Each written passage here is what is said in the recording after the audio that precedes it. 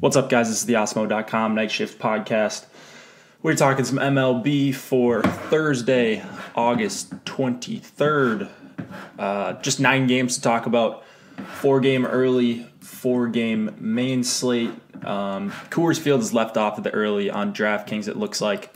So we won't be able to talk about that one. Well, I guess we could, but I don't know. I'm not playing a showdown on a Thursday afternoon when there's a 4-game slate. So I like that they're doing the turbo on DraftKings. Anyways, let's get into this slate after I talk about Osmo.com. You can go on our premium tab, check out everything we have to offer for MLB and NFL. We'll have NHL and NBA to come. A lot of great content coming your way. Osmo will have his perfect pitcher article on Osmo.com at about 4 Eastern on Thursday. And then we will have the spotlight hitters, pitchers, stacks. We will have the live stream with myself, and then I believe Alex is going to join me. Osmo is going to join me for a few minutes. So I'll be doing that just by myself. For most of the time, Alex will jump on, and then it'll be me again. MLB strategy video with myself and Josh Engelman tomorrow morning. Should be pretty quick. We'll run through it, answer your guys' questions. A lot of you guys have very good discussion questions and comments, so come in and hang out there. All right, 4-game early slate. Let's do it. Cleveland and Boston. We've got Adam Plutko going up against David Price. Plutko is 4,100 on DK, coming off a nice outing. I believe he's against Baltimore, but I'm not going to Plutko. I know he's cheap, but I'm just not playing a pitcher in Fenway if I don't have to. And there are other options. Like, you got the guys in the next game we'll talk about that are certainly cheap enough to be usable, and I'd rather not go to Plutko here. I like the Red Sox stack if you can afford them, if you're not playing DeGrom. Full-on Red Sox stack is one of my favorites on this early slate, so I'll look to be getting heavier on that, as many people probably go to Bumgarner and DeGrom. On the other side, Price has looked really good to me. I haven't seen this David Price in a while, and he's just mowing teams down. He's a big favorite here, minus 180.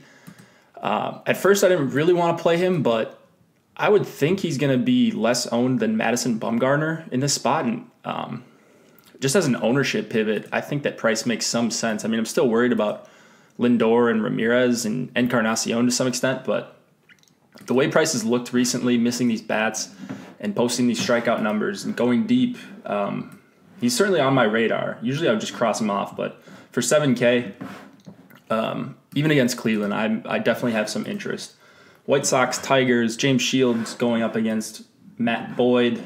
Shields is 5K, just never gets priced up and just kind of does a good job going deep, limiting damage. He's gone 7 innings in 4 out of his last 6 starts. I mean, posts decent strikeout numbers. Just gets no respect from DK. I know he gives up a lot of home runs, but you can deal with solo shots and even 2-run homers to an extent when you're 5K and can strike guys out from time to time. Detroit is obviously a great strikeout matchup. On the season, they strike out above league average, just a 79 WRC plus on the year against righties. You search by the last 30 days, and Detroit is just posting a 78 WRC plus, a 123 ISO against righties in that span. Just a really good matchup here for Shields. There's no two ways about it. I really do like Castellanos and Candelario on the other side, but 4-game slate I'll probably have exposure to most, if not all, teams. So those would be the 2 guys that are my favorites. I don't really want a full stack against Shields, as I've pretty much been doing all season. Boyd is 6K, assuming he's going to be the starter. DK has him listed as the starter, and Detroit is a favorite here, so I would guess it's going to be Boyd that gets the nod. I have no issue with him at 6,000 going up against the White Sox. Both of these teams strike out a ton. White Sox as much as anyone over the last month against righties, against lefties. It doesn't really matter. Moncada's been a disaster against lefties all year. You got Delmonico in there, lefty. Palka probably going to be in the lineup as well. So pretty favorable matchup for a 6K favorite in Matt Boyd. He's not a pitcher I find myself playing too often, but the short slate kind of calls for it if you don't want to play Bumgarner. White Sox bats, I think it's mostly just going to be Matt Davidson here for me. Avisel Garcia, I'm a little worried about nursing that injury. So I'll probably have some Matt Davidson on the other side, but again, not one of my favorite stacks, this White Sox team or this Tigers team on the early slate. San Francisco and the New York Mets, Madison Bumgarner against Jacob deGrom. Bumgarner's 7,500. Looks okay to me. I don't think he's unhealthy or anything, but going to get a lot of righties here. And, I'm of the belief that he's going to be pretty chalky on this slate because it's only a 3.6 total against him because he's got a big name. He's been very good against lefties, striking them out at about a 27% clip. Against righties, kind of a different story. Under 19% K rate, 40% hard contact, a ton of pulled contact, a lot of line drives. So I'm not crazy about Bumgarner in this spot. And for the ownership I think he's going to get, I don't think he's worth paying that ownership tax. On the Mets side, Wilmer Flores, noted lefty masher, is certainly in play, as is Todd Frazier. They're actually two of my favorite bats on this early slate. So I'll have a bunch of those guys. And yeah, that will be about it on the Mets side. Unless you want to go with Ahmed Rosario. I'm not a big Austin Jackson guy. So, okay. So I think I misspoke off the top of the show. I said that the Padres and Rockies game was not on the slate. So I got confused. I saw that the 3-game slate was, or the 4-game slate was early. I thought there were 5 early games and 4 late, but it's switched around. So the Rockies game is going to be on the slate. A good thing I looked over it and have it in my sheets. Otherwise, that'd be pretty embarrassing. But Joey Lucchesi going up against Kyle Freeland. Lucchesi is 5,100 on DK. Freeland is 6,700. No interest in Lucchesi. I don't see his stuff translating well to Coors. Throws a lot of breaking balls, and they just don't break the same way in Coors. Plus, it's a lefty going up against Arenado and Story. I just have no interest in that if I don't have to. I actually do like Freeland in this game quite a bit. So you've seen his strikeout upside the last couple times out, 10 and 9 strikeouts. One of those starts was in Atlanta. That's a pretty tough place to pitch against that team. Not a lot of strikeouts in that lineup, and he just went in there and started missing bats. And I just think Freeland is a very good pitcher. 6,700, his stuff is fine in Coors for the most part. A lot of righties here, but I don't think many people will be on Freeland. And I'm just looking to get pretty different on this early slate. And Freeland's a good way to do that if you're going with Colorado bats and spending up, which I want to be doing. I love everyone on Colorado on this slate. All right, main slate. Phillies against Nationals. Aaron Nola going up against Max Scherzer. Nola is 9,100. Scherzer is 11,500. Man, that is so cheap for Scherzer. Pretty cheap for Nola, too. It's a tough matchup, no doubt about it. But I think, if I remember correctly, Nola's had some success against the Nationals this season. Let me double check on that. Yeah, he went 6 innings, 5 strikeouts, 2 earned runs about a couple months ago against the Nationals. Then went home, 7 2/3, 8 strikeouts, 1 earned run. I know the results don't mean everything, but good to see that Nola's had some success. On the road here, I don't think I need to go to him. There's Cahill here, there's Glasnow, there's Cole Hamels, just a bunch of other guys that I think have better matchups, so probably won't go to Nola, but also probably not stacking Nationals. So Harper, Soto, anytime they're against a righty, they're always in play for me, but I don't think I will have a ton of full Nat stacks. Kansas City, Scherzer. Scherzer's 11,500. I mean, he's going to be super highly owned because that is a ridiculous price anytime he's on the slate. There's just no reason he should be 11,500. So there's no total out for this game. So unless Scherzer's not starting or something, which is the only reason I would believe there's logic to an 11.5 price tag, unless he's not starting, then, I mean, he's going to be so owned. And he should be. 11.5 against the Phillies, who strike out a bunch against righties. I mean, you know what you're getting into as far as ownership if he's the one that is indeed getting the start for the Nationals. All right. Kansas City and Tampa Bay, we've got Danny Duffy going up against Tyler Glasnow. Duffy is, what is Duffy priced at? Oh, my sheet lost him. Here we go. We'll look it up quick.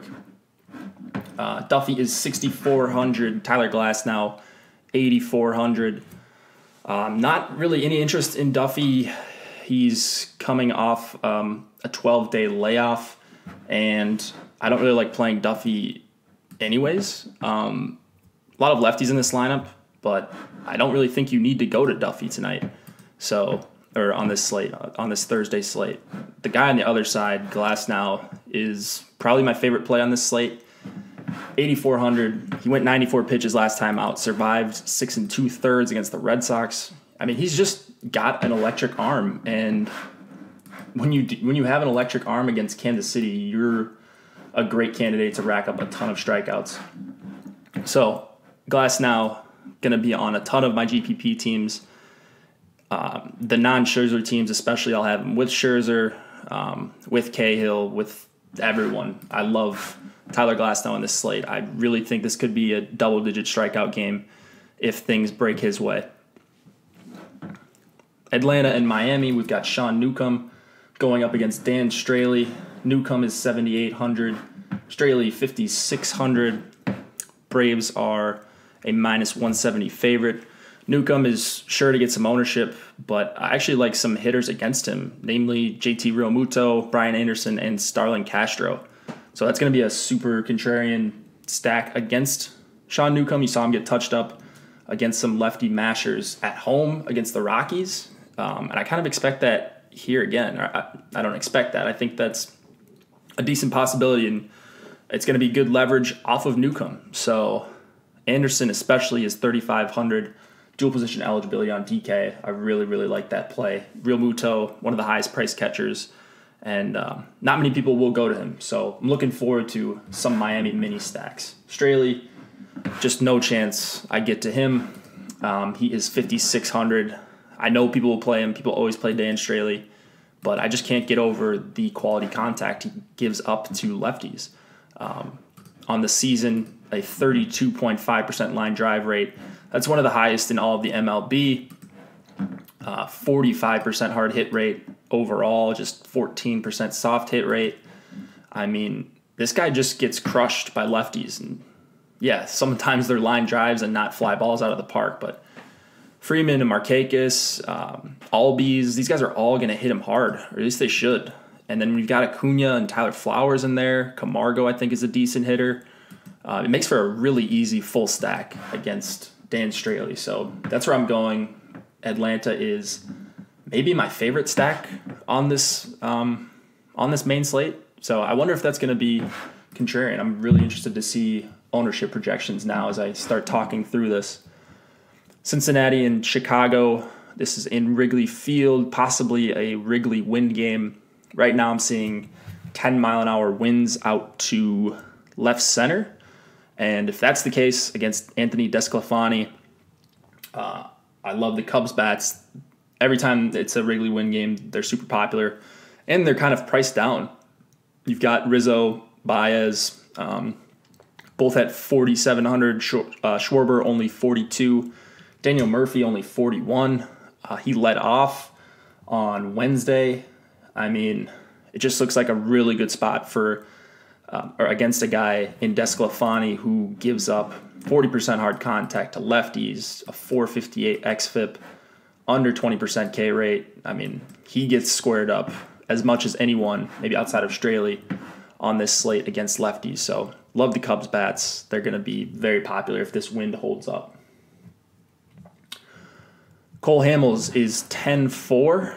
Hamels is someone I've been on recently after hating him earlier in the season, stacking against him all the time.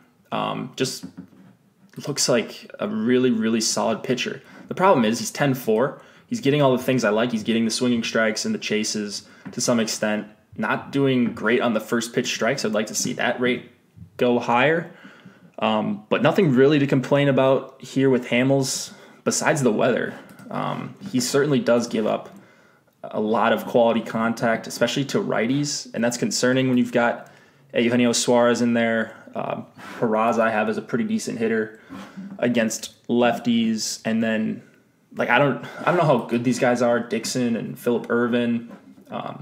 Ervin's got a little bit of power, but it's not the scariest lineup. But there are a lot of righties, and if this weather holds up, the ball just gets affected so much by the wind in Wrigley. So a little bit worried about Hamels here for 10-4.